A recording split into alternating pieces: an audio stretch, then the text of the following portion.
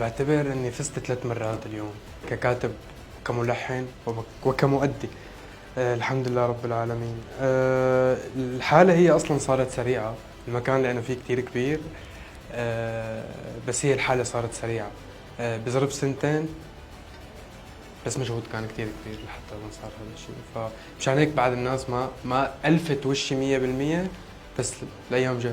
الف الف مبروك، كنت متوقع الفوز؟ يبارك فيك يا تقبرني. هي الجائزة صراحة لا، كتير كبيرة بالنسبة لإلي. الحمد لله رب العالمين. هي محبة ناسي، هي محبة أهلي، عائلتي هدول يلي كانوا شفتهم قديش متفانيين بالدعم. الحمد لله رب العالمين على كل شيء. ومش بس الجائزة، كمان نجاح الأغنية على تيك توك كمان مكسر الدنيا. بقى هلا بقى التحدي عندي.